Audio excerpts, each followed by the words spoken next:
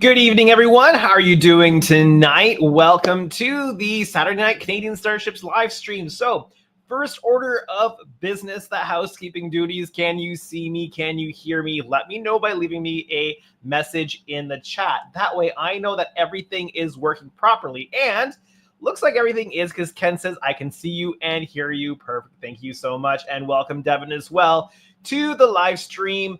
I already did that. All right, here we go. We are here. We have things to do. I am feeling better than I was this time last week. That is good. And of course, I've got my tea, Earl Grey, hot in my Spock-inspired science officer mug. There we go. The Captain Picard tea mugs are not here yet, so we're still onto this one. All right, let's see who all is in the chat. If you're here, leave me something in the chat. I like to know who it is that I am talking to. So leaving a message in the chat lets me know that you're here. So right there, right there, just drop something in there. That way I can see who I'm talking to and who's talking to me. Perfect. I've already let all the various places know that I'm live streaming. So hopefully we'll be getting some people coming in shortly. So far, we've got Ken and we've got Devin saying things in the chat. And Devin says, watching while I give my Enterprise E a photo shoot. She's all done. Well, congratulations on it being all done. It's always nice to be able to get to the end of a project, because you end up putting all kinds of blood, sweat, and tears into these things. It's so nice when they're finally done. So what are we going to be working on tonight? Well, we are going to be doing some stuff on the Enterprise D, the 650 Enterprise D, and primarily, well, there's the top secondary hull section just sitting right over there. I don't think we're going to be doing anything with that part. It's just parked there at the moment. But I have a steel strip to install into the pylons. Now this is going to be 2 of 2. And I've got that on the go. We're going to get that installed tonight, which involves a bunch of epoxy and clamps and that kind of thing. So that's what we're going to work on to get things started tonight. And then we'll see where things go from there. It shouldn't take too long to get the pylon support installed. I think that this is going to really add a whole bunch of security to this thing, because honestly, I just don't trust the resin parts to hold over time. If it gets a little bit too warm or something like that, I don't want these pylons drooping over the long term. So we're going to get that installed, and I think it's working out really, really well. Now, the metal strip, I ended up going with the steel strip, not the aluminum strip. The aluminum strip was going to be too thick, and it couldn't really go much thinner and maintain its rigidity too well. So I ended up going with steel strip, and I was able to get that successfully bent around that, and actually you can see it there behind the secondary hull. Got it bent around that wooden buck that's back there, and it turned out really well. So I did have to do a bunch of grinding though, because no matter how much material I removed from the pylons, I broke through the wrong side on the second one as well. So I will have some patchwork to do on that. But yeah, we're going to get that installed into the pylons, and then we will see where we go from there. So yes, if you're here, leave chat so I know who I'm talking to, because right now I'm talking to Ken and I'm talking to Devin, and I don't know who else I'm talking to. So all right, let's get looking at everything here. I'm just going to grab a sip of my tea. All right, let me grab the parts here, and let me throw it over to the desk view here, and I'll throw my face up there in the corner. And Alex here, welcome Alec to the live stream. So we have the steel strip here, and it has been ground down on both sides. So when you bend the metal part, it tends to have a bow to it. So I had to shave down on the bottom side that's going to be making first contact with the pylon. I had to shave this down. We've got Jet here as well. Jet saying, I just like to take this opportunity to say hello. Well, thank you. It's nice to know who is all here. Also, Alec came in, so you guys know. And let's see. Let the sauce begin. Okay, sure. And Hagen is here. Welcome, Hagen. We were just chatting a little bit before the show. So, yeah. So here it is. This is the metal strip. So the edges that bowed, so it bows down on the curve. So you end up with high points on the bottom on the edges, and then high points in the middle on this side. So and it's also just a little bit thicker than what I was able to remove in on the resin on the parts. So before this was treated with its sealant so that it won't rust, a lot of grinding work happened to get this down to size, essentially. So it was ground, and then it's been treated with the red oxide paint, and that's going to sit down here nicely in here. If you look, this is the point on this one where I went just a little bit too far, but not to worry, that'll get puttied up once it's all done. So not a big, huge deal. I just want to make sure I wasn't going through too far on too many locations. Now, there is also, let me just turn that off for a moment, and let me just zoom in a wee bit here if I can. That's probably better for you. Throw my face back up there. So you'll notice that that's all been ground out. And what looks like white is actually shiny because it's the area that was printed. There were some channels printed in here. So this steel piece is going to go in here at the back, and it's been positioned so that the back end of the metal armature will butt up right against this. This is all going to get epoxy down into place, and the structure of the whole thing is going to hold it together really well. So no concerns there. This is going to get epoxied in the next couple minutes. But you'll also notice that I left the original channels here so that we've got space to get the wiring up to the nacelles. Now, this one has the added channels cleared out in the back here. So I'm obviously going to be needing to make use of those for the the tail lights on the thing. And I'll need to figure out how to approach doing those on the other one that doesn't have these channels pre-done in there. So let's see what the chat is saying. Alex says, hi Ken, stuck at work for another 3-ish hours. Well, sorry you're stuck at work, but hopefully I can help pass the time a little bit for you if you're listening in. And people saying hello to everybody. Jet says, hey guys, I'm just a little bit interested in something. What is your favorite potato chip flavor? I'm just doing an informal poll. And Devin says mine varies week to week. And Hagen says Doritos regret. It's like their Cool Ranch, but with IPA flavor. Okay. All right. It's my favorite potato chip flavor. Probably barbecue, like Lay's barbecue. I'm a Canadian, but I'm not a fan of ketchup chips. So, I mean, I can eat all dressed, like Ruffles all dressed, but I would probably say Lay's barbecue or Miss Vicky's barbecue. Either of those two. And probably the Miss Vicky's barbecue outweighs the Lay's barbecue, I think. So that would be my vote. And Alex says sour cream and onion is mine. I got some chips, well, crisps, I guess, from the UK at one point that I think were cheese and onion. That was an interesting flavor. Oh, Devin says all dressed only recently came stateside, so you actually have all dressed chips now. That's interesting to know. And I've just got to say, not all brands of all dressed chips taste the same. Any company that comes out with an all dressed, they're all just slightly different.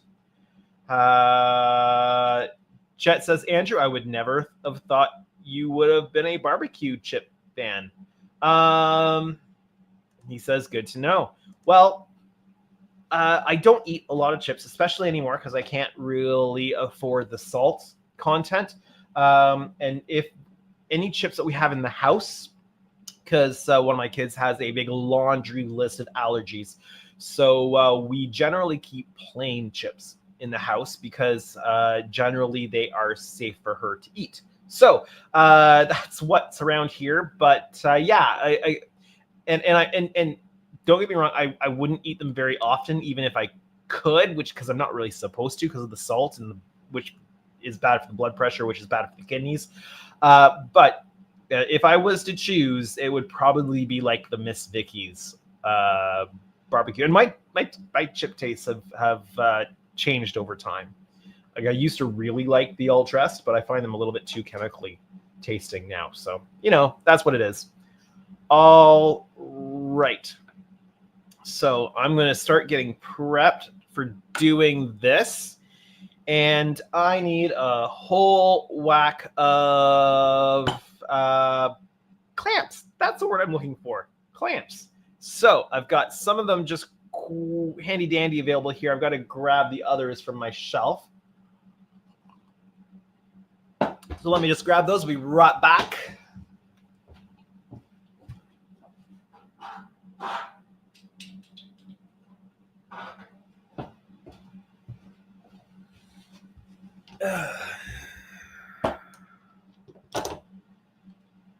This job takes the, we'll say the heavier duty clamps for part of it.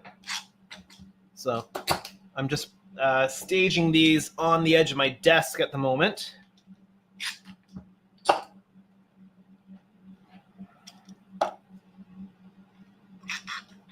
There we go. And then I also have some just trigger pressure clamps as well that we're going to make use of during the process here.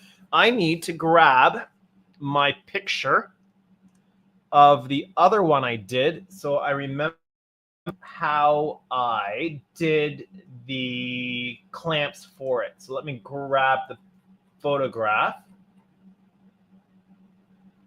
which is in here somewhere.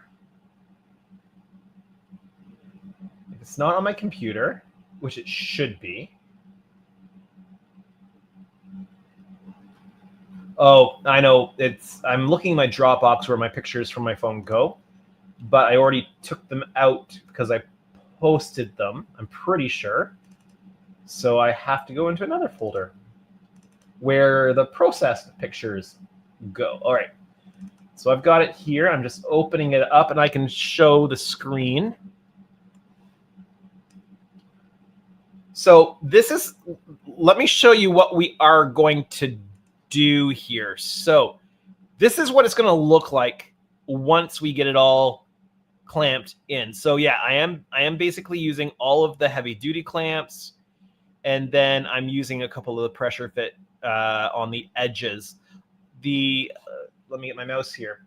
The span here, which is I believe it's the throat on the clamp, needs to be larger in order to reach in. So I'm using these clamps here.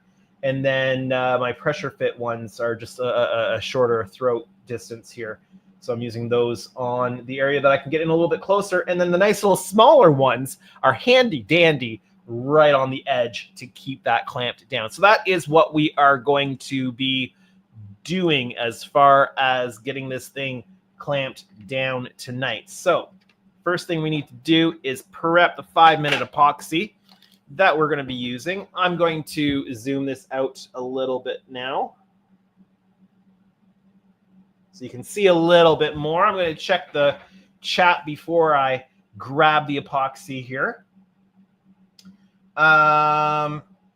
Let's see. Oh, I thought this would come up. Jet says, anyone watch section 31 yet? No spoilers. I have a queued up.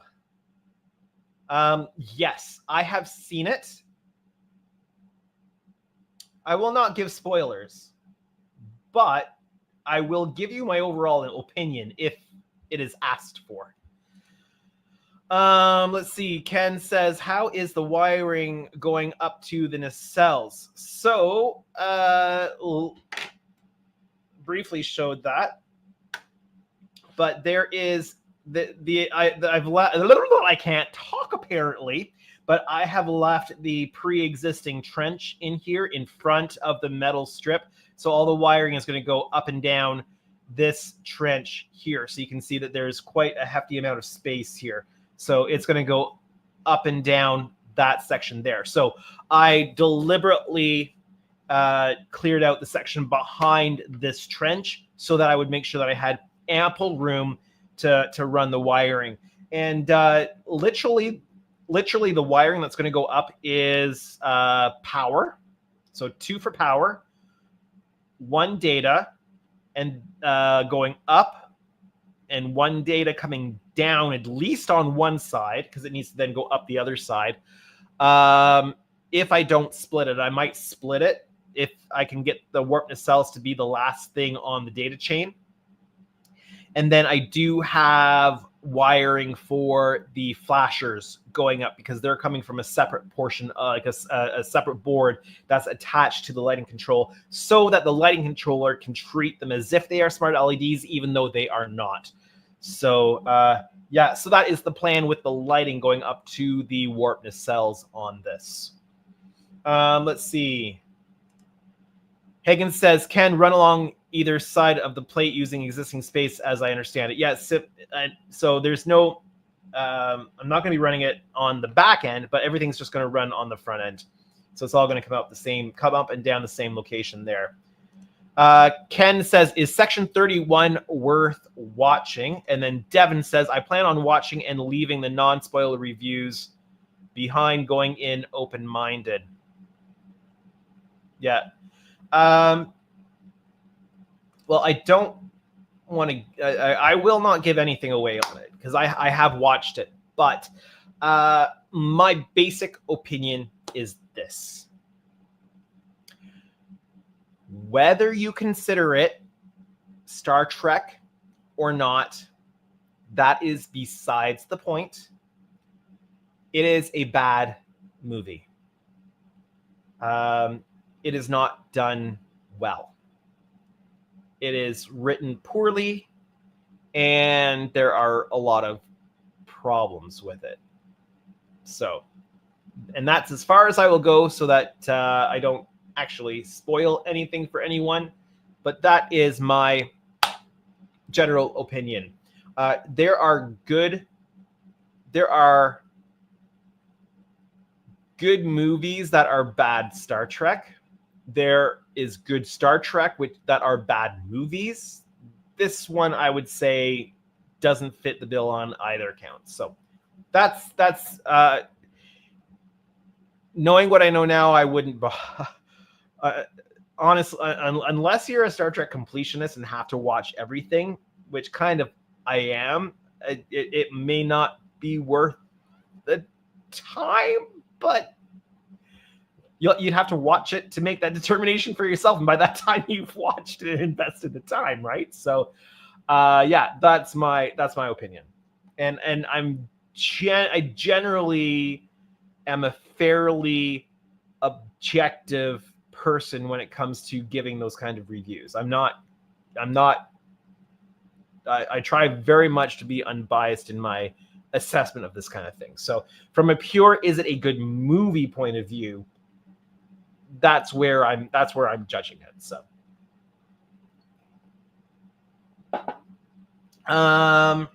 let's see. Devin says, glad to know it's not just bad Star Trek. Yeah. So I'm not even judging it on its Star Trekness. I'm just judging it on, is it a good movie or not?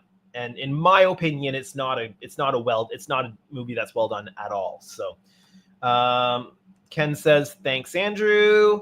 And Hagen says, I'll watch it just so I know what's up and the details. Yeah, like, I will watch all Star Trek that is put out there. And then I will make my determinations. Some Star Trek I don't like when I first see it, and then it grows on me. Other Star Trek, I just don't like, but most of it I generally do. And a lot of times it just, you take time with it. Like the Star Trek 2009. I look back on that much more kindly now than I did in the moment. But actually, I just had okay. I might be biased here, but I think today in the shower, I mean, I do a lot of my thinking in the shower.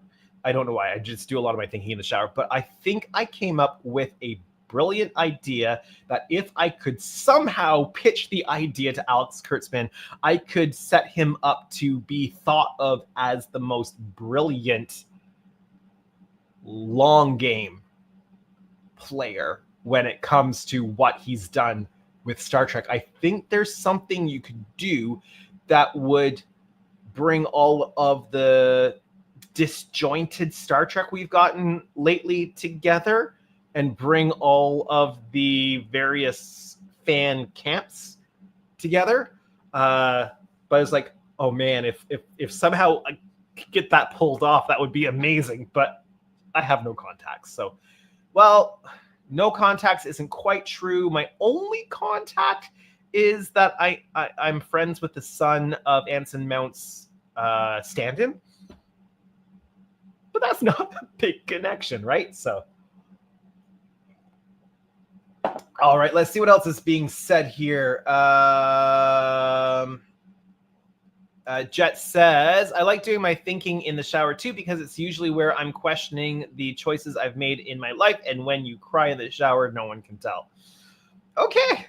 I think I just think a lot there because you've got just it's nice and calming and warm and soothing and all that kind of stuff. But, that too, I guess. That too. All right.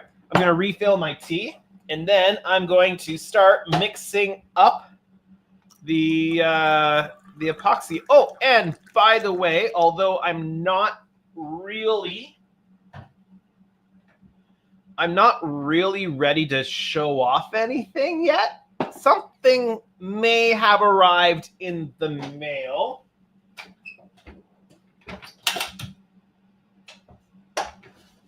Give me one moment here. Oh yeah, that's not going to be enough. I'm going to need to zoom out here just a little bit.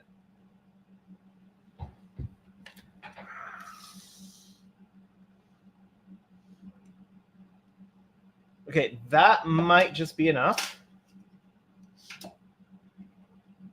Hey, this. Okay. Okay. That might just be enough. Let me grab something and just give you a little bit of a taste of what's come into the shop.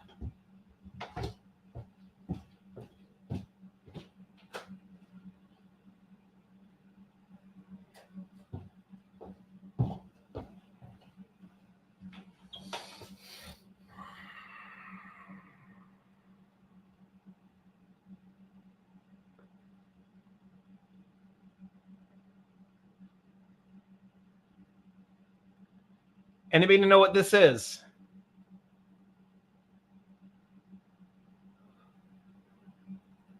Anyone? Let's see. Ken says, use Q as the reason for all the different universes. Nope, that's not the idea. Hagen says, I also win all my arguments that way. Yeah. Hagen also says, my only fear about Section 31 is that executives will take feedback reactions as well. Folks don't want new Trek and just give up, but I hope not. Yeah, I hope not too. The reviews online have not been very good either. And the Rotten Tomato score is terrible. Alex says, are you going to work on Cerritos or no plans for that ship? I'm in the painting and planning phase myself and might ask for advice. One, I can't get it here in Canada yet. It's not available at any of the hobby stores in Canada yet. Hasn't made it here.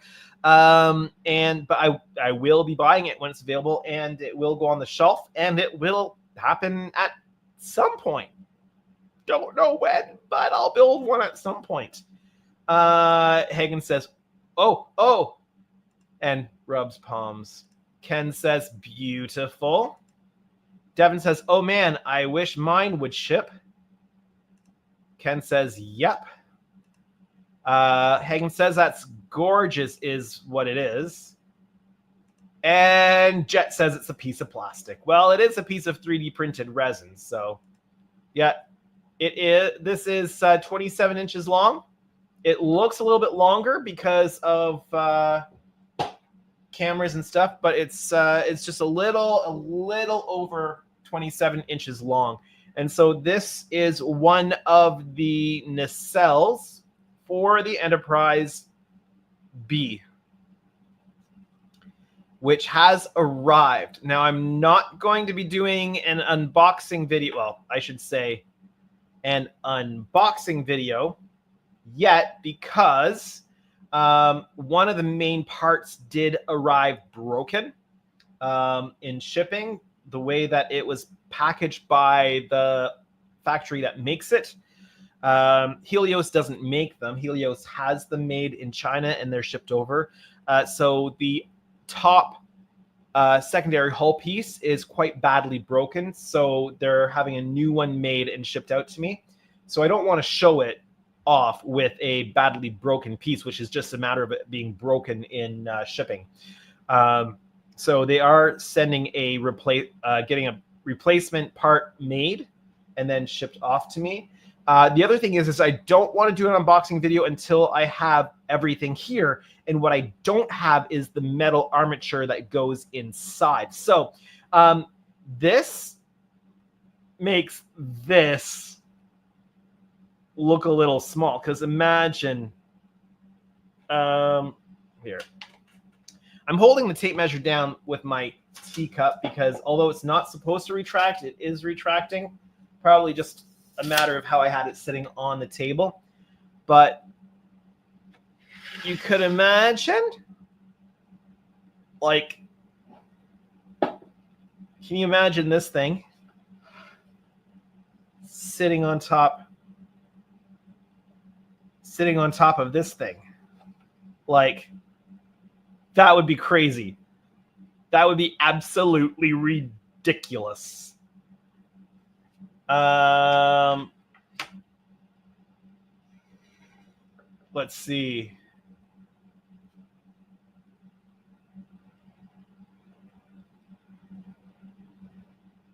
A little bit. Is it a little bit bowed? I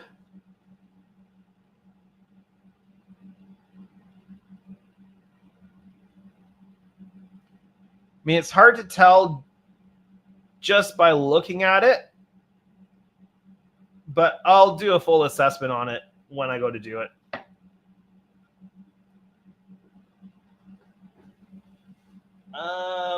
The top looks fairly flat to me.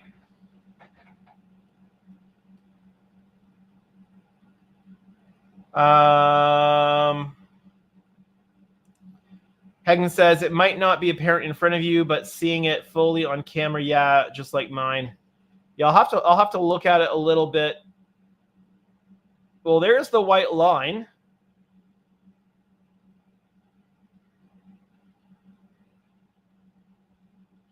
Going across the top of the now I'm not seeing a full-size screen image here, but if I'm lining it up with the white line on my mat, but I'll have to look at it a little bit closer. Hagen says a little heat will take care of it, yeah. Alex says, are you making the B or the Excelsior? This is going to be the Enterprise B. This one is the B, and Ken is making the Excelsior. So I'm sure Ken will be showing off everything he's doing on his as we go through the process of building these. And you'll be able to see his as the Excelsior and mine as the Enterprise B. And now lighting these nacelles is going to be a little bit of a trick. And it's doubly tricky by the fact that there isn't really any Canon lighting of the Excelsior nacelles. The only The only time I think we saw an Excelsior nacelle lit, apart from the Buzzard on the Enterprise B, was in the Voyager episode where you go back to the Excelsior, and I think we see some glow on one of the parts of the engines. And always the question is, do you light the top part, which is blue on the model, or do you light the grill? And I think that if I attempt to light this, I would light the grill. The grill is kind of a gunmetal gray, but I think I would be able to dry brush the top with the gunmetal, and then light the grills from behind, similar to what you do with the copper on the Enterprise D, etc. For those chiller grills. The only thing is this is not clear.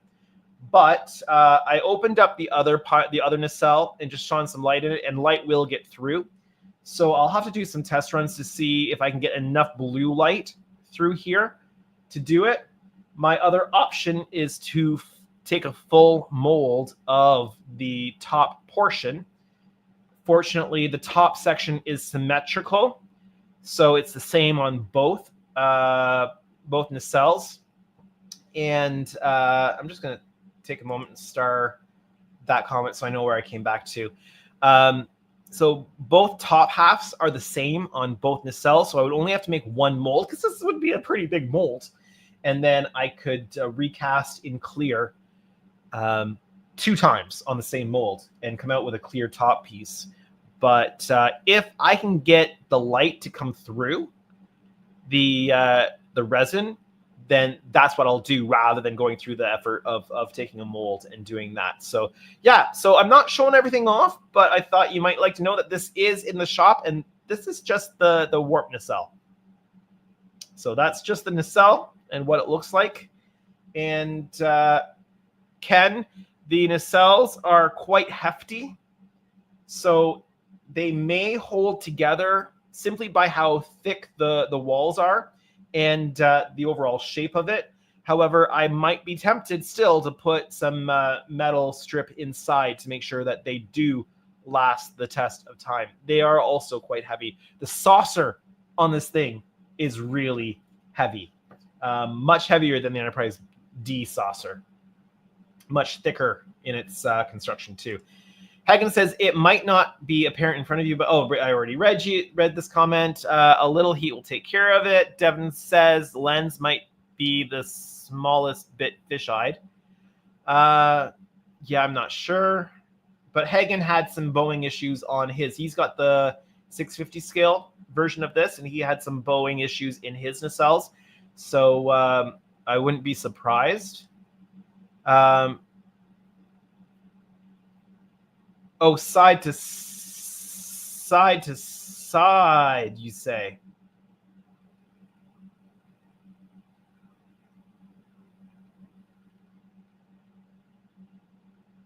Yeah, I don't know. Perhaps I'll have to take some really good looks at it. But we'll take care of it. We'll jump off that bridge when we get to it. Jet says, was the name Excelsior a nod to Marvel comic book creators Stan Lee Excelsior? I have no idea. The 1350 Excelsior B would be my max model size like ever. Beautiful. Yeah. Ken says, thanks, Andrew. Alex says, does Horner Horner Starships use the same company for their molds or no? I ask because I want to do their second class eventually. I think they do resin pours, not resin prints, but I've never had my hands on any of their work, so I don't really know. Hagen says no, Horner is all in-house, so probably resin pours for molds. I would imagine that their masters are 3D printed and that they refine those and then create molds from those.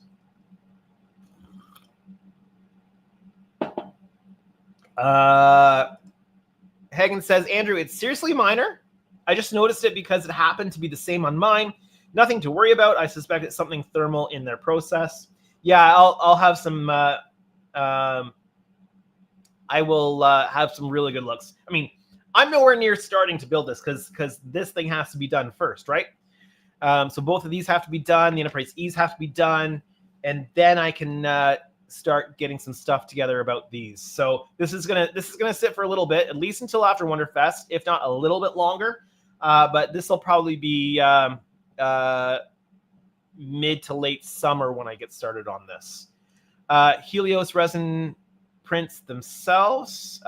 Helios resin prints themselves. No, Helios uses a company in China, and they are printed in China, and then they are shipped out from there. Oh, Horner does all their stuff in house, I believe, is what Hagen was saying.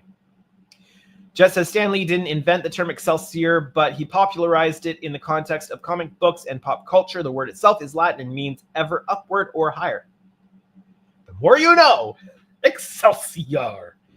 Hagen says it's still going to be way less work than the D. Christian did a fantastic job designing these new kits. Yeah. I mean, if I was to show you the lower secondary hull section, it looks really, really nice. The saucer looks really, really nice too. And the weight of this thing definitely needs that metal armature. There's no way you would be building this without that metal armature. And the weight of the nacelles, it's a good thing that the pylons are metal printed on the bottom, because they need to be able to support a hefty weight here. This would be a hefty weight to ship off to a client overseas if that was what I was doing. It's definitely going to be heavier than the Enterprise D that's going across to Belgium. So, all right, I'm going to throw this back where it belongs at the moment, and then we're going to get this metal support epoxied into place.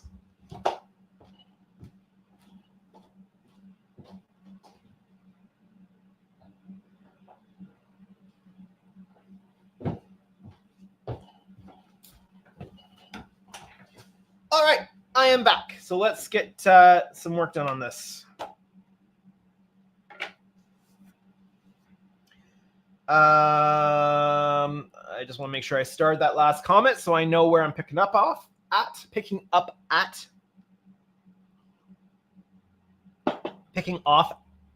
is a weird way of saying it. Kind of like how Canadians, we always say, yeah, for sure, no, or yeah, no, for sure, which is something we actually say. Yeah, no, for sure means 100% certainty. Yeah, no means no. No, yeah means yeah. No, yeah, for sure means 100% certainty. There's some Canadian for you. Alex says, do you plan to ever working on a Horner Starships model? Quite possibly. I mean, I'd love at some point to build the Titan A / Enterprise G. I'd love to build that. I would want to build the larger scale one. They did up, so I think that the one that they normally do. Here, let me get the epoxy, and then I'll chat. Let me get a stir stick. All right. Let me get some gloves on. So I think the one that is typically available is 1400 scale. But if I was going to build an Enterprise G / Titan A, and I would probably name it the Titan A, or I would custom name it or something, I don't know. Then I would want to build the 1000 scale rather than the 1400 scale, because I just think it's a nicer size model and much nicer to work with. Devin says those phasers have bled into Washington State.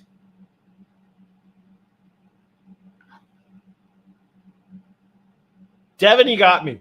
I've got no idea what you're talking about.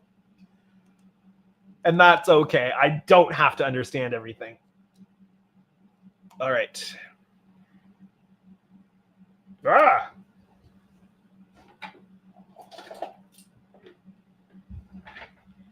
Can't get the lid off. There we go.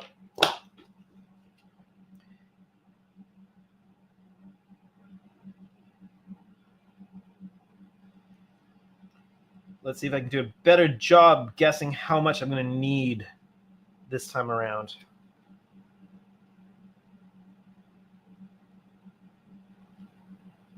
I overmixed when I did the last one. And I'd rather mix more than I need, but I'd also rather not waste it, right? So.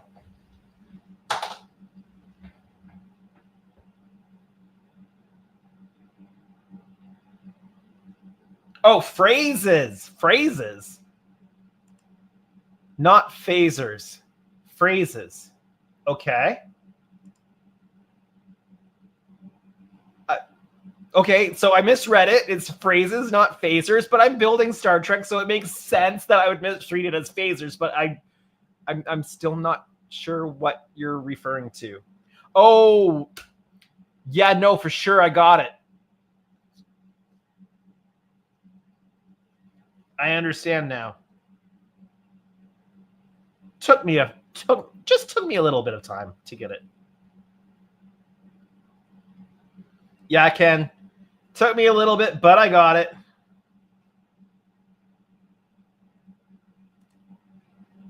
And then Hagen says Fraser, the Fraser River, maybe. And Devin says, ha ha ha.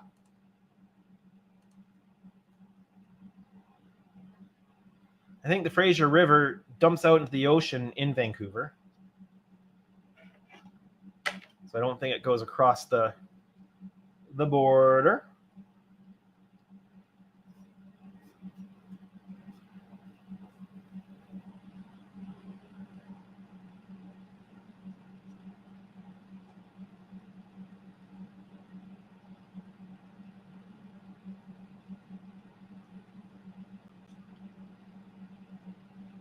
Give this a good lathering.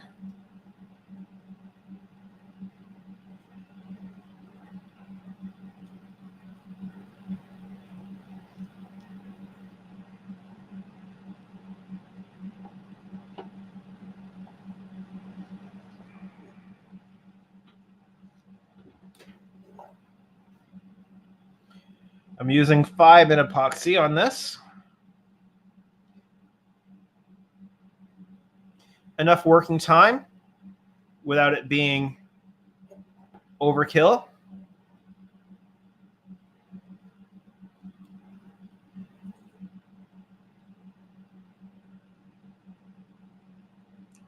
And I might just have gotten the amount of epoxy I needed perfect that time. That's the benefit of having done this once already.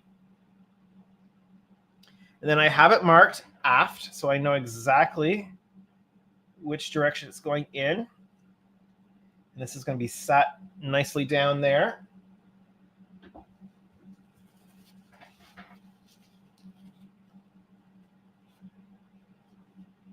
Clean up that little bit. And then this is where the fun comes in.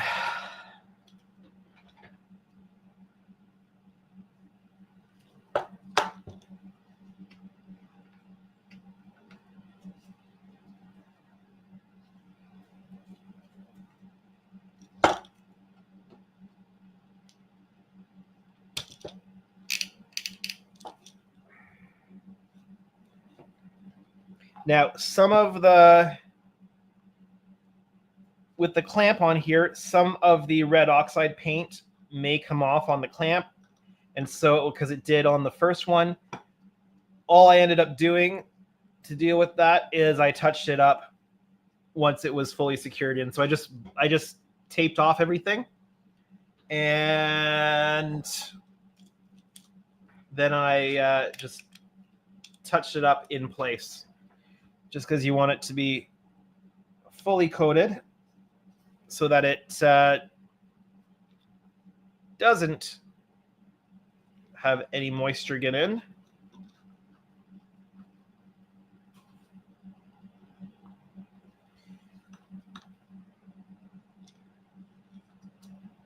And I've test fitted this countless times in the process of grinding it down and making sure that it there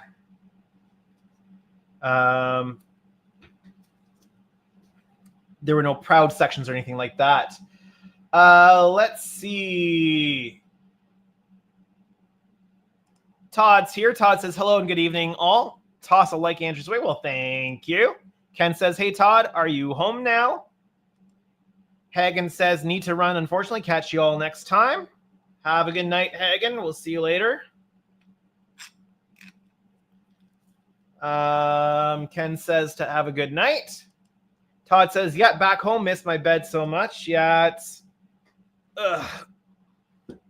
always nice to get back home.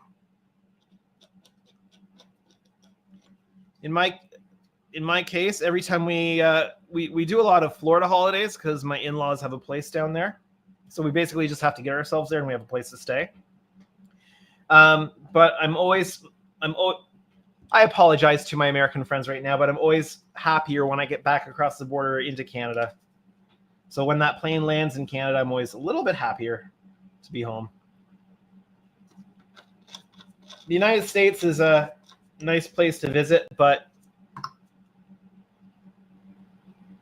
I'm always happy to be back home in Canada. And no, we will not become the 51st state. All right, so those are these clamps in place. Let's see. Alex says, oh man, Andrew, you should have said this is where the fun begins. And then Jet says, hey, Todd, did you see any manta ray?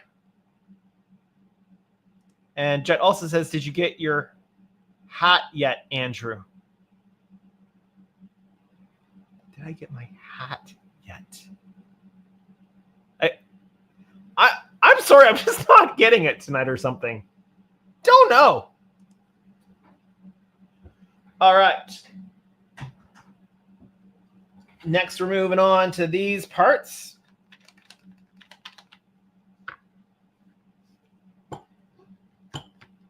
And this is coming in from this side. Nicely secured in place there. And having them on both sides allows this to sit nice and level while it's curing up, which is always a nice thing. Come in on the other side.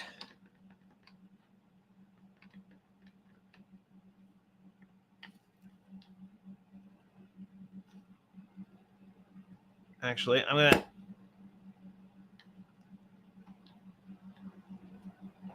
take this just a wee bit wider there. And then we got the little fellas here that are going to go on the end like this. Because it's really important. Oh.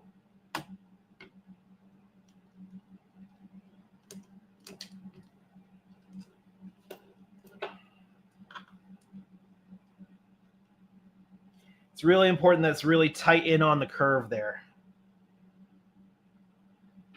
And the same on this side.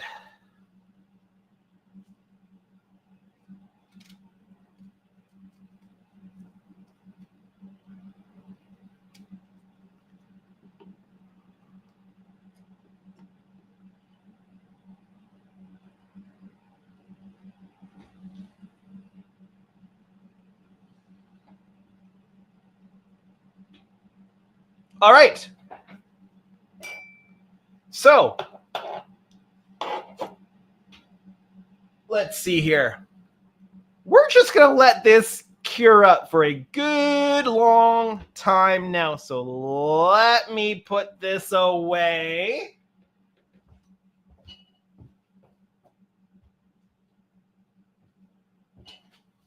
And then through the magic of television, we have a fully epoxied into place part. Yay, it's done. The part is fully secured in place. Woohoo! Yeah, so this is the one I did up earlier, and we'll have to see how finishing the surface here works out. I may seriously consider covering this with a thin sheet of styrene, just so that it all blends in properly. Now the blowout panels will go in this area roughly, so that will cover a multitude of sins, but it might be worth just putting that thin sheet of styrene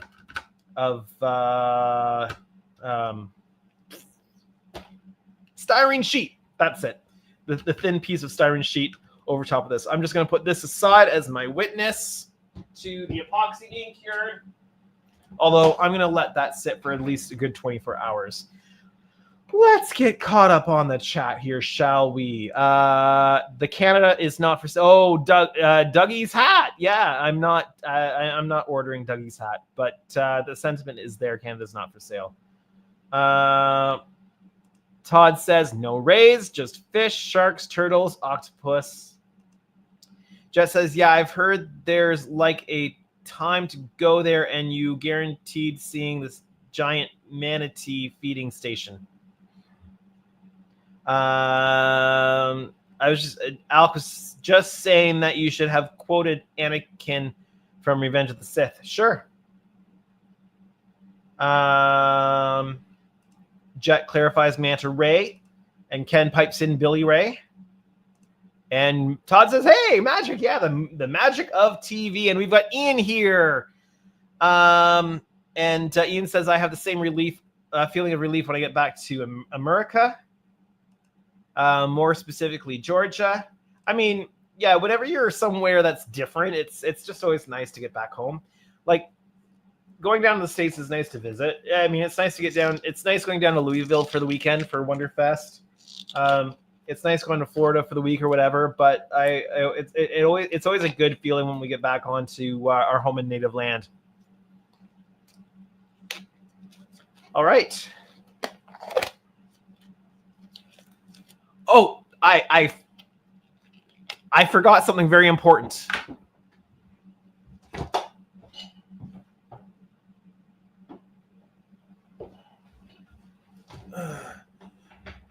There's one step I forgot that's crucial in this stage.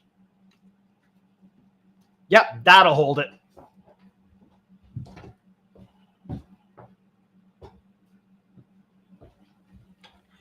There we go.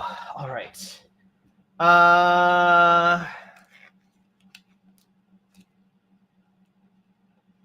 Ken says, did you change your money to Hawaiian money from you might be a redneck?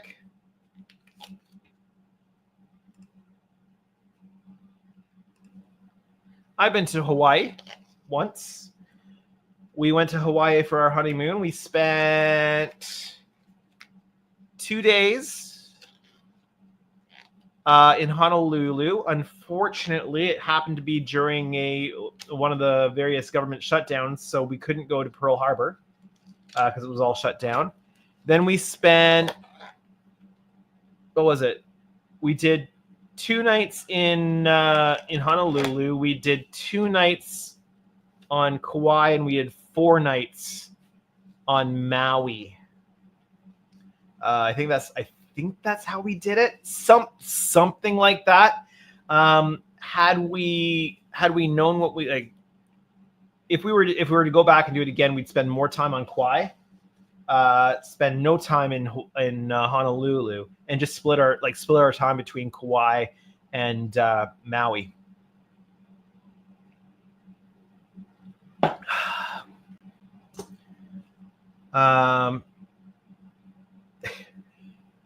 Todd says, I paid everything with Aloha. All right. Okay. So, looking to see what is next. I should probably get some red and green 0402 SMDs wired up and get those on their burn-in test so that I can start getting them installed into here. I also still have to decide how I'm getting the 0402 SMDs into here. So that's something I need to sort out as well. But let's just make sure I've got the appropriate LEDs in stock.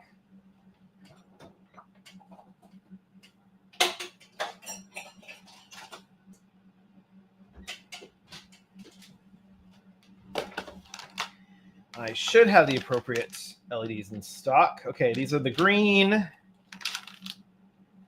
These are blue, white. These are nice. These are the 5mm addressable individual LEDs. They're really handy to have. White. I don't know what color these are because the package isn't.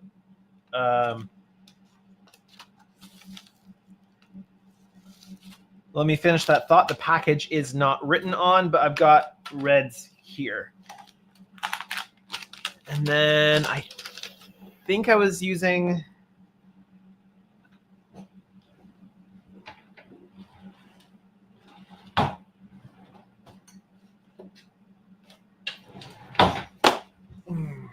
By the way, if you're in Canada, because there's no guarantee that these things exist in the U.S., that this product exists in the U.S., but I can't remember the brand name, but it's a plant-based margarine that Costco sells, and they sell it in these reusable containers, and the labels come off really easily. Well, most of the time they come off really easily. They come with a... Just a moment.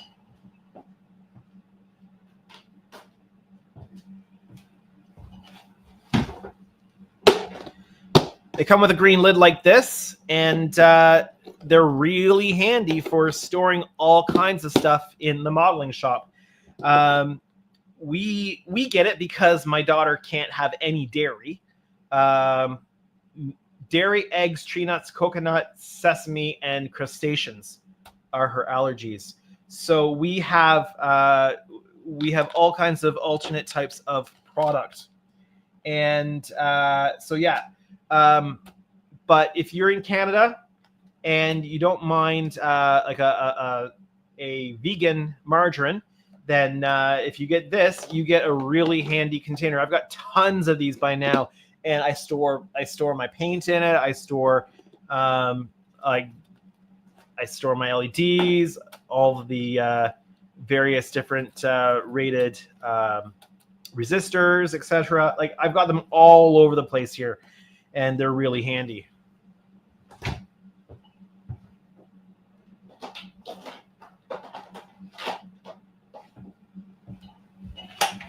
All right, so typically I use the 22K resistors. So I've got tons of them because I go through them a lot on this.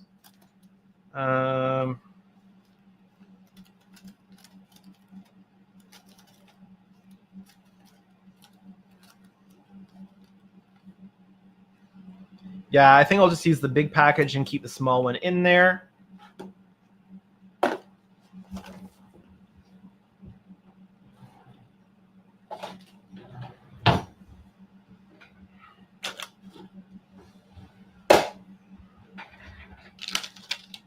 All right, so we need 2 red,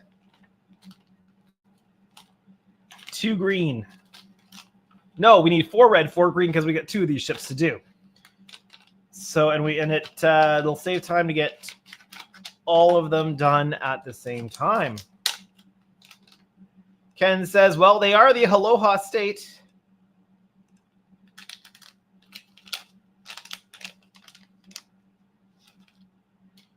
Conveniently, there are 4 in this package, so we'll just use that and get rid of that.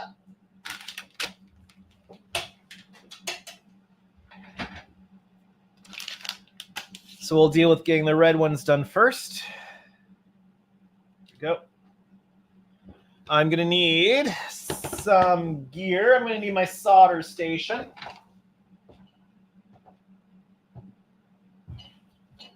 Please hold. I'm not quite sure where I put that.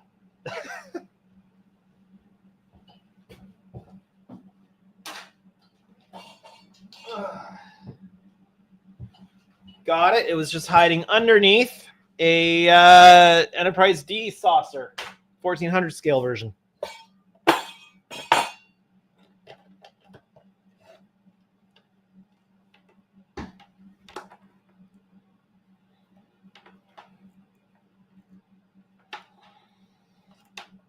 Sorry about this. I wasn't quite planning on doing...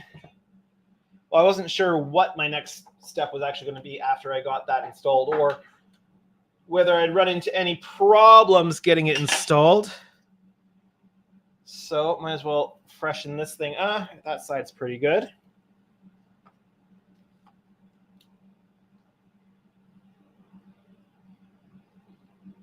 Let's bring it back to life here. Okay, so just one moment. I gotta grab power for this, and I'll be right back.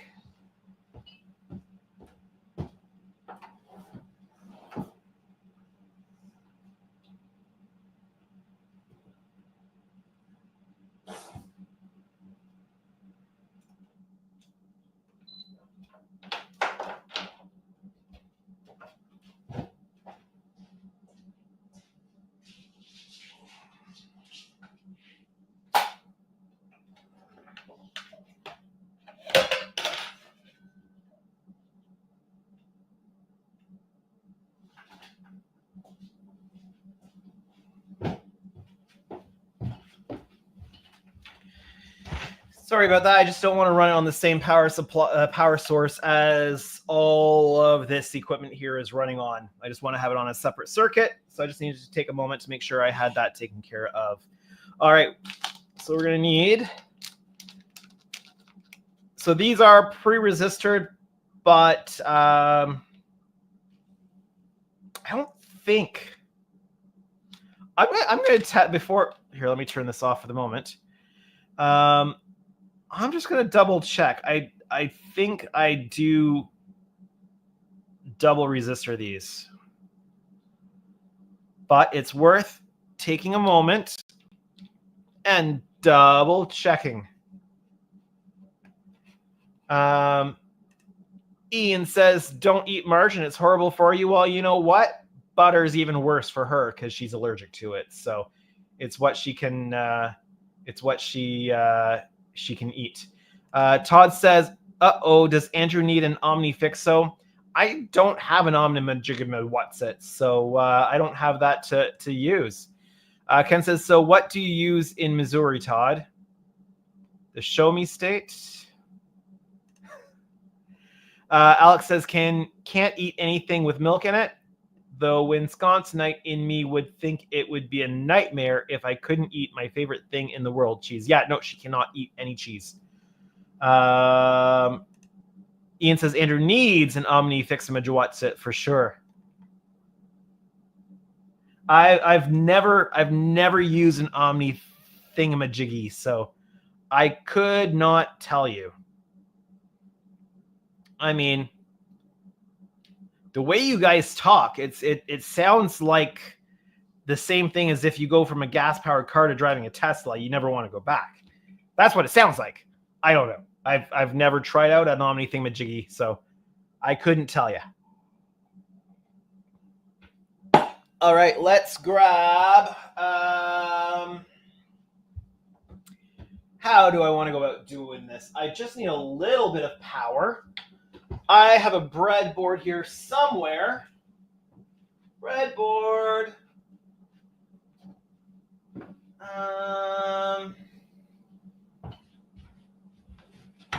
I do have a breadboard here somewhere.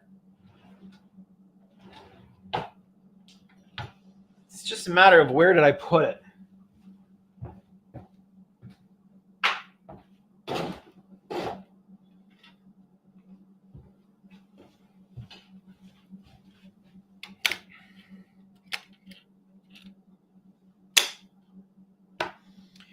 And I just need a little bit of power.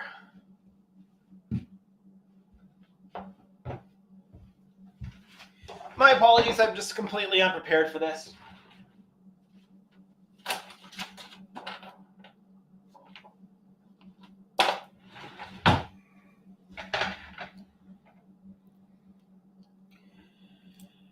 Now, my docking station has been messed up with USB, but it should still provide just enough, like the power I need to do this. Because all I'm doing here is testing my LEDs. at 5 volts. Because I can't, I just, sorry, service I provide, I'm leaving comments up on the screen. It's been a while since I've wired these things up, these pre-resistored ones, and I'm pretty sure I need to add the other resistor to it. But I am going to just double check here. And if I blow one of these, it's not the end of the world.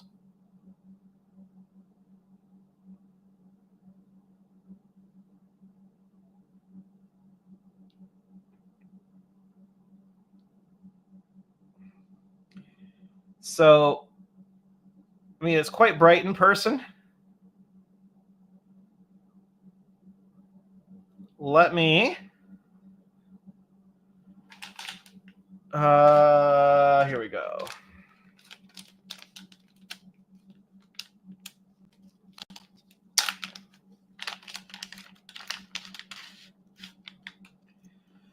Let's catch up on the chat while I grab these. Todd says, well, did Wisconsin start the phrase, show me yours, I'll show you mine, bartering at its finest? Someone has to know his address. Alex says, do you use COD? I'm assuming you meant Cobb LEDs, LED tape, or bulbs for your nacelles, Andrew, and whose address, Todd? I'm assuming Todd's referring to my address. No, I do not use I do not use Cobb LEDs because I don't believe there are any Cobb LEDs out there that are addressable. And I need everything to be addressable.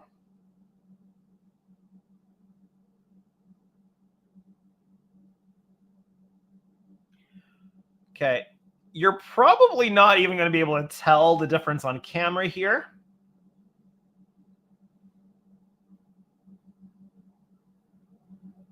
That is considerably brighter. And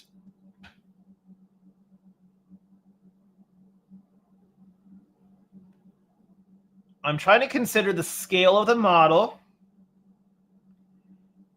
So I don't want these to be as bright as this is for the navigation lights, but my normal go-to resistor, given that it's already pre-resistored, is a little bit too faint. So I'm going to grab something in between, I think.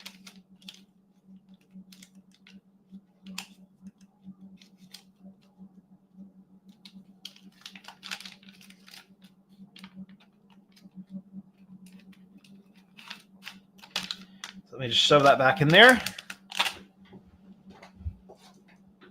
So if I went 22, let's go. That's the wrong container.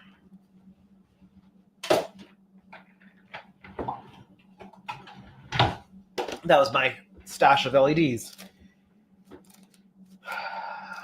Let's see. Let's go with. Let's try 12K. Not quite halfway, but close enough. Let's see. Todd says, Andrew, send me your address and I'll Oprah you an omni thingy jiggy. And Alex says, addressable. Are you referring to how you can program RGB to give an effect like a warp or slight white flicker? Addressable as in every single individual LED, whether it is in a strip or individuals, are controlled independently. So let's see here.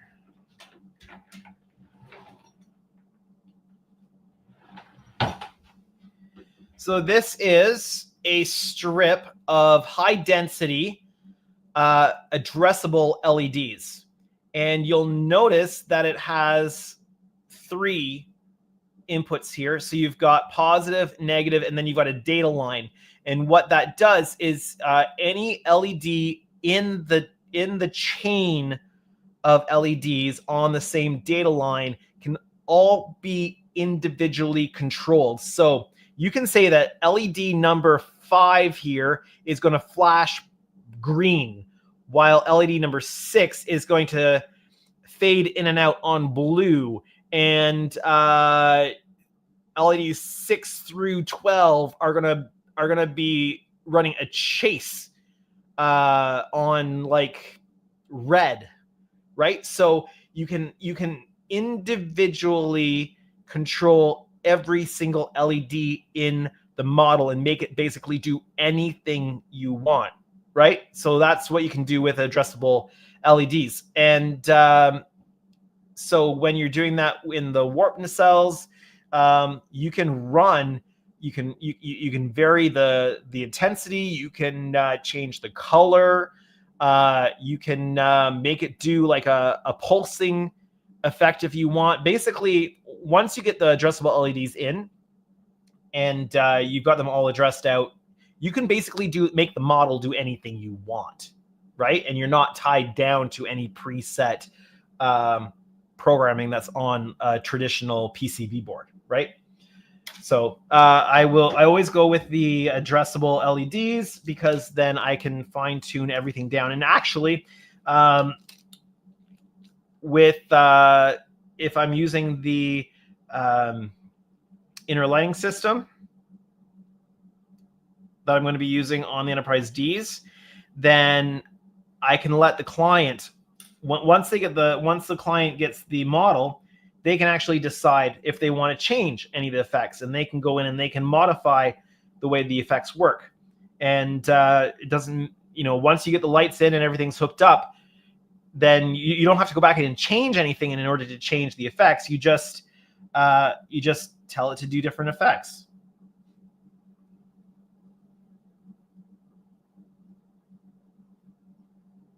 I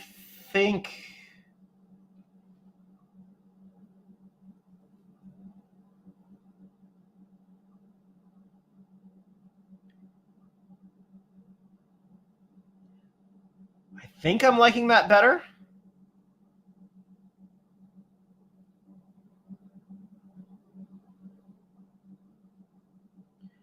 So if I touch the bottom of the so that versus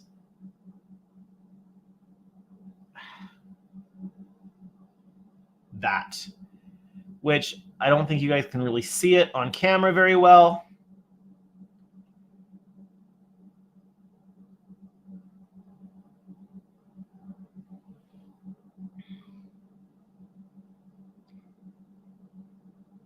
I might want it just a little bit brighter than even that's doing for me.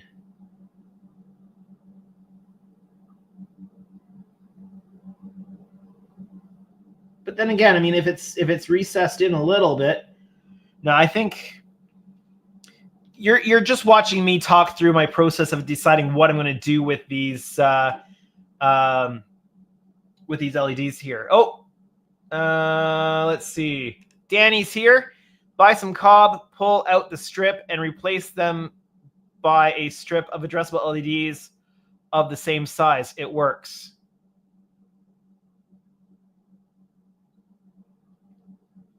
All right, I would love to see that happen. You'll have to put the video together of how it works. Ken's just saying hi to Danny. Danny's saying hi to Ken. And Alex says, can you link them on the Discord? I think it would be a cool effect for my warp nacelles, or since the Cerritos is my first time ever doing this, I should stick to cob LEDs for simplicity. Honestly, it just depends on your level of adventurism. How comfortable are you learning new things and doing stuff like that? So for the Enterprise E's, they're being controlled by an Arduino that Danny's doing the programming for, and he's done that. He's doing that up, and he can make those LEDs do absolutely anything he wants to make them do. It's really cool. Yeah. So if you feel adventurous, you can try to get into doing some of the smart LED stuff. If you think that you can learn to program an Arduino, then it opens up a whole new window of things that you can do with the models. So it's whether you feel comfortable with it or not. If you don't feel comfortable getting into anything like that, or you don't have somebody who can help you get into that, then go with the standard LEDs and a antenna control board or something like that. Ken says you could always buy the kit a second time, Alec. Yeah, you're not restricted to only building it once. You can build it as many times as you want to. That is very true, Ken. All right, I'm gonna try. I think I want a little bit brighter than what the 12K is giving. 12K is giving me. So let me throw that back. Danny, you missed the you missed me showing off what came into the shop. Should I show off that part again?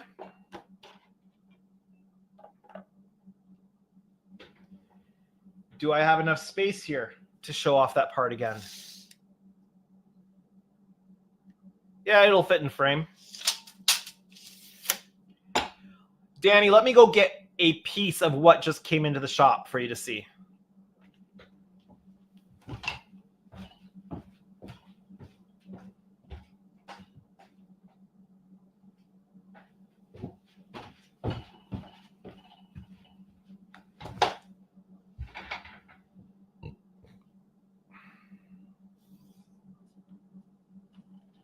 Here it is. 27 inches long.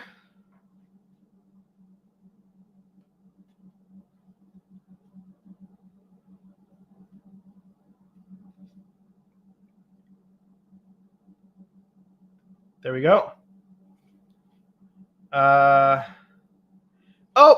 Okay.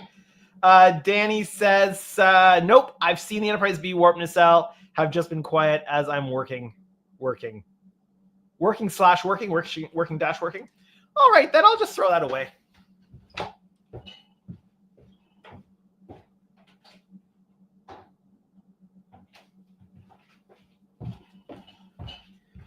All right.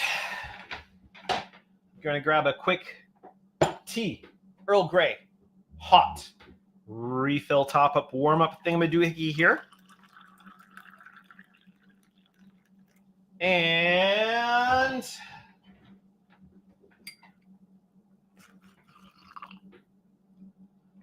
there we go. Jonathan Bramble is in the chat, and he's like, whoa. It says, what scale is that? That is a 350 scale Enterprise B that just arrived in the shop. I'm not showing off the whole thing. I just showed off the nacelle just to give a hint of what's coming. I am going to be doing an unboxing video of that. I've unboxed the parts to make sure that everything is in good shape. There was one badly broken part, so that is being replaced. It got severely damaged in shipping, so that their Helios is contacting the factory to have a new one created and sent out to me.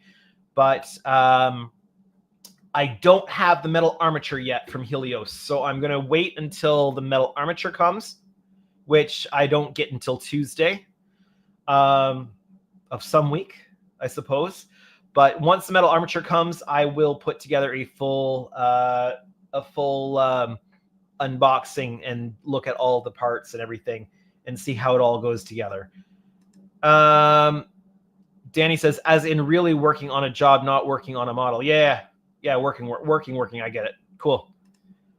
And you pull ridiculous hours because it's like 20 after 10 in the evening here, and which means it must be something like 4 a.m. or something like that your time, which is ridiculous.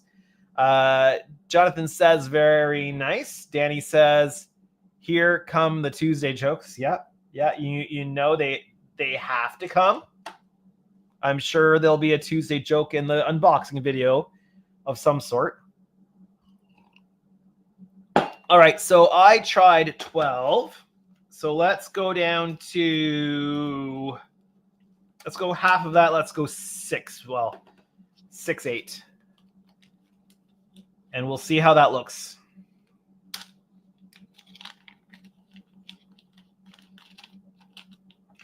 Like, I have no concern that the resistor that's already on here will have any trouble maintaining the LED.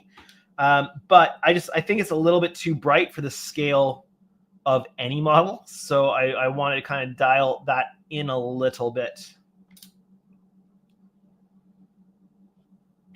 So we are trying out the 6.8K resistors on this now.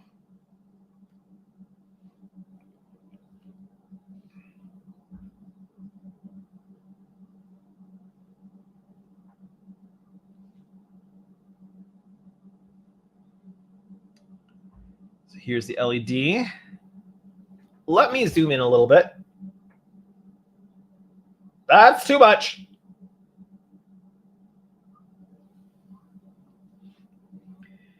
Here's the LED. Let me find the negative end here. It is they're so tiny. Actually, I'm gonna separate these out a little bit on the breadboard, just so I get no shorts. All right, so here is, so let me show you pre-resistor and then post-resistor here.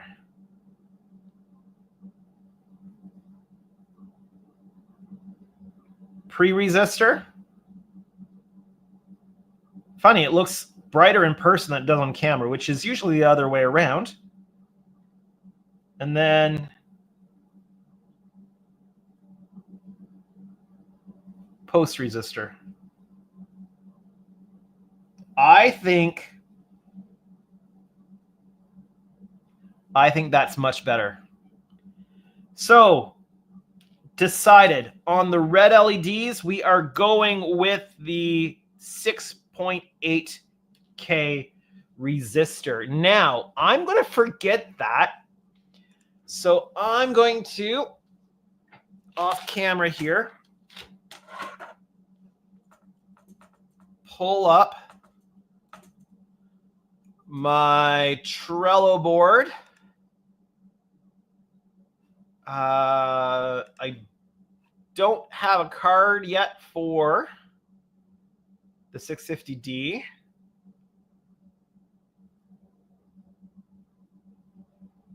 So let's add one.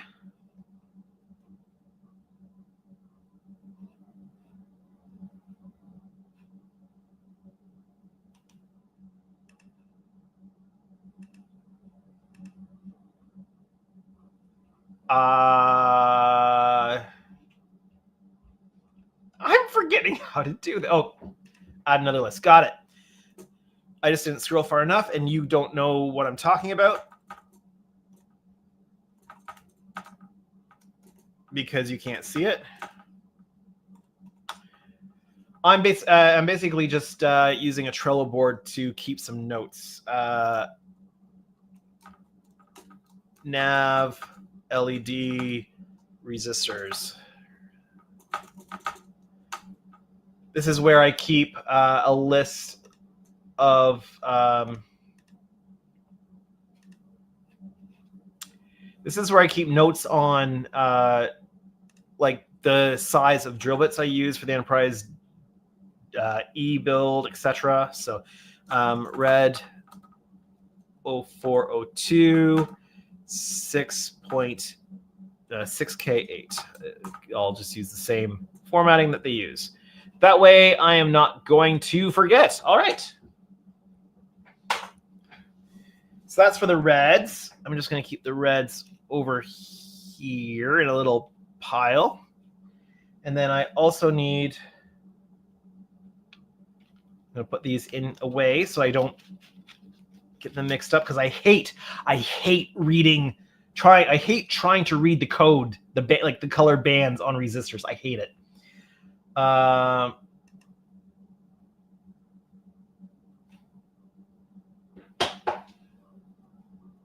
No, Danny, no. No.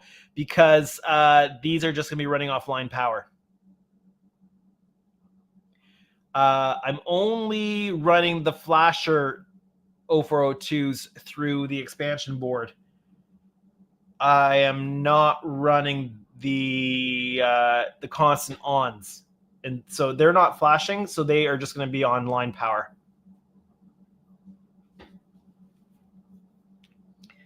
Or at least I don't think so. Oh, Danny, now you've got me thinking. I need to find out how many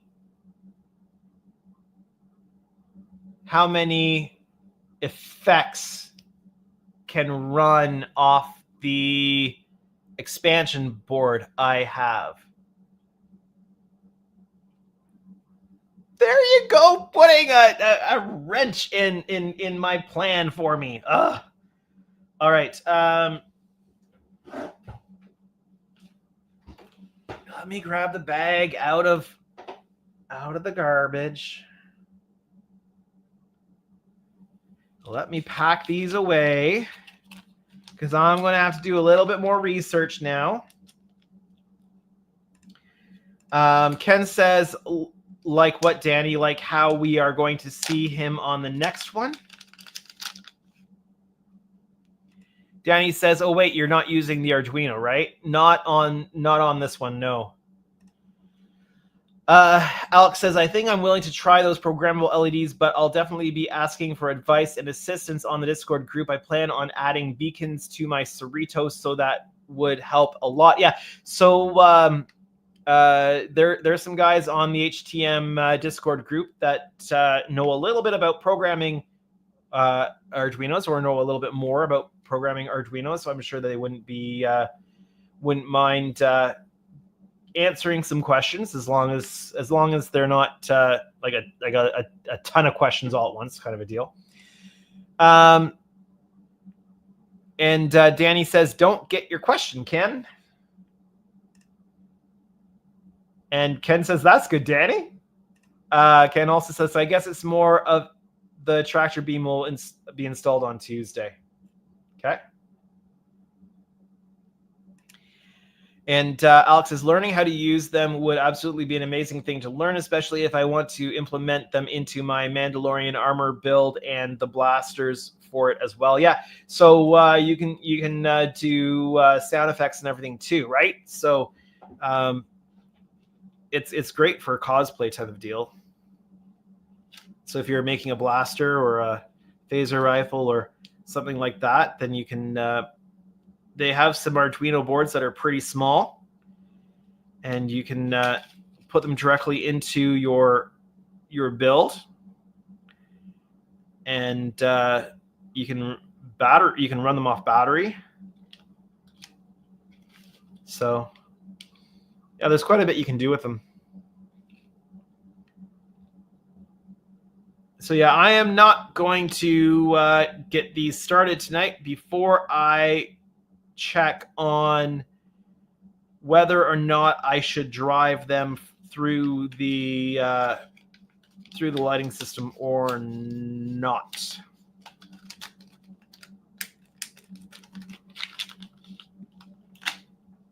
So I'll have to figure that out. Let's see. Danny says, if you want to program on Arduino, you need to learn some basic C++ coding. That's the language which is the basis for the Arduino extended language. There you go. If you know some basic C++, if you know some basic C++, you can program an Arduino. There you go. All right. So I think this is this is a 6K8. Put that in the bag so I don't lose it. So I'm going to have to press pause on that portion of it for tonight, because I need to make sure that I am doing it correctly for the system I am using, and that's just going to take some off-camera investigation. So do I have anything else lined up and ready to do tonight? Thinking. I need an effect of steam coming out of my ears or something like that.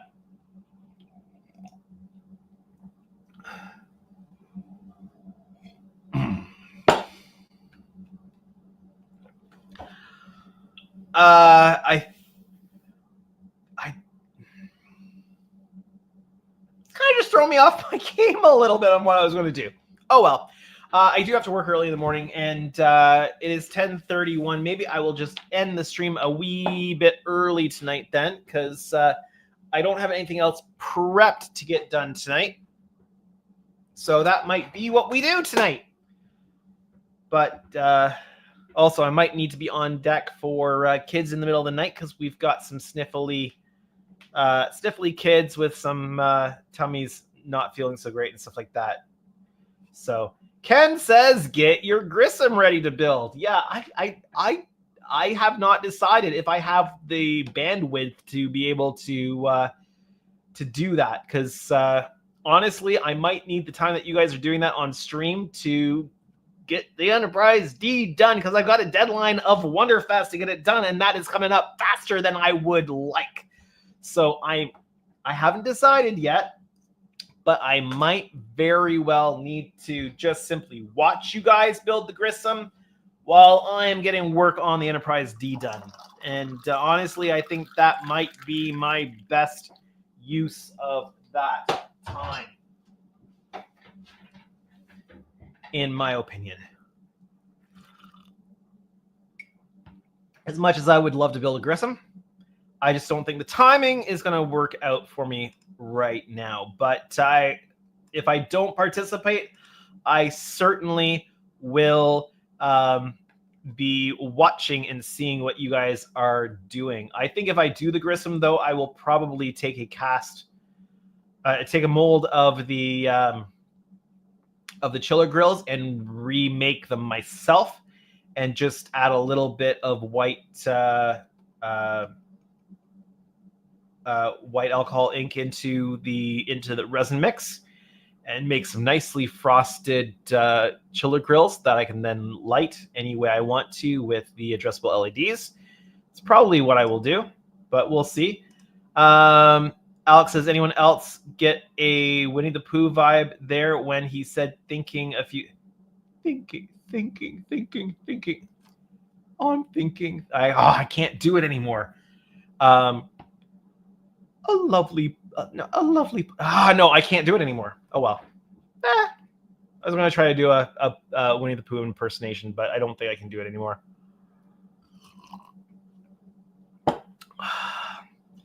I've got the Grissom sitting on my shelf. It's sitting there. It will get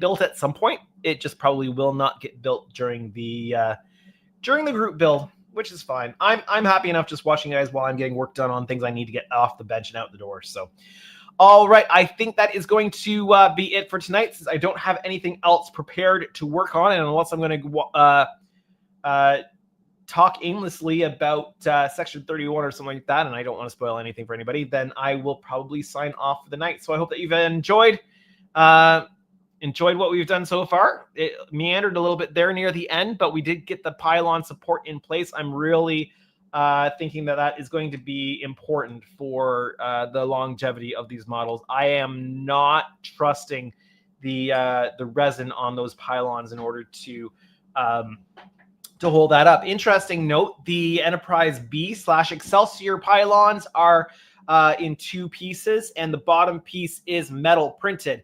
So those are going to be really, really well supported, and they need to be, because they have a good chunk of weight on those nacelles.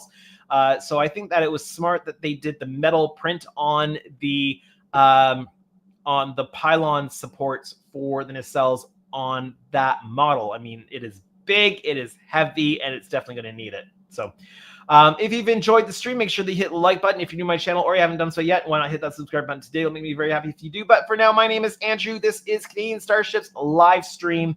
Have a great night, everyone.